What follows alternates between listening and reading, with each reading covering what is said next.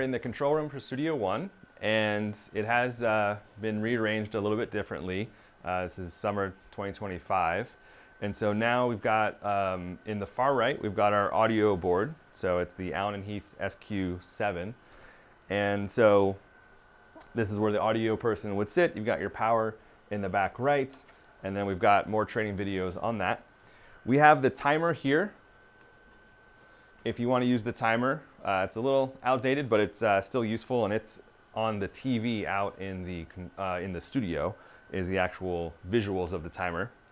We've got a speaker here on the right, and then this is the microphone for the talkback into the studio. And so again, we've got another training video on this board on how to do that.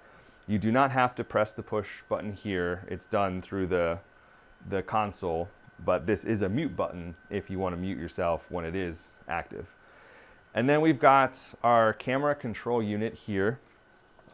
It's the same one that's in Studio 2, and this is controlling the wall-mounted camera. So there are two wall-mounted cameras in the studio, and so it may not be something that you're utilizing, but there are training videos on this as well, and we teach it pretty in depth in the Studio 2 class.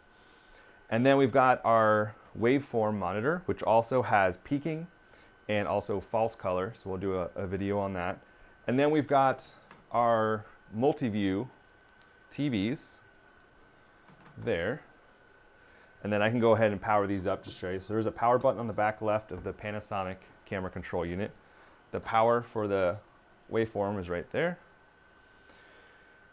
And then we've got our video switcher.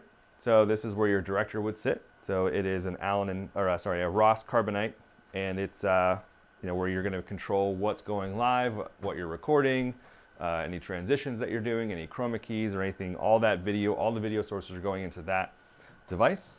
And then above it, we've got the other camera control unit, and this is for the ones that you will be using most likely are the Blackmagic cameras, the Ursa Broadcast G2 cameras. And we have a training video on this as well. And so this is on a shelf here, rack mounted, and you can either leave it open, or there is a little locking button on the side here to push that back in. And all of this is trained in the Studio One class as well, but up to you. But if you're gonna have to be making adjustments during your show, you're gonna wanna have this tray out, and you have the ability to adjust your white balance, your color balance, your shutter speed, your iris, all that stuff on those cameras. And then we've got our recording. So we've got our KeyPro recorders. There's 3 of them, and we've got a training video on those specifically. You have a dedicated program recorder, which is always recording program. And then you've got an aux1 and an aux2 that you can send from the board. And the power for those is just the little power button there. Those hard drives we have, they are pretty expensive, so it's not something that you would be able to buy, but we do have 3 of them dedicated to each studio, and so you just ask the equipment room staff for those. This one here is a Blackmagic recorder, and this is a hard drive that you could purchase. They might be these days $50 to $75 depending on the size. And that would be if you wanted to record your program feed at a more compressed file type, whether it's H.264, maybe down convert to HD from 4K. So these are all wired in through 4K, but on the training videos, you'll see how you can change different settings. And then we've got the keyboard and mouse. There are a lot of keyboards and mice in this space, unfortunately. It's just sort of the nature of having multiple computers. But this keyboard and mouse goes to the teleprompter computer. And so there is a tiny little computer here. It's a little square PC computer. I'll move this chair out of the way. And it's going to be right here. And there is a power on the right side there. And you'll just see a blue light up. And that's going to be our teleprompter computer, and it'll come up on this Acer monitor here. And so that's what this keyboard and mouse is for. And then you've got the controller. So the software is called QScript. So this controller here is what controls the speed and the scripting for the QScript.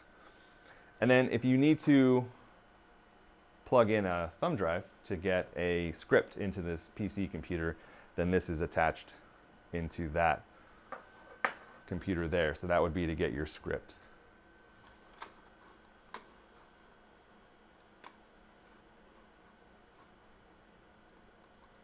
So that software is called Qt, and it's just dead center there. It'll come up. And so this is, again, keyboard, mouse, controller, teleprompter monitor with the little computer back there.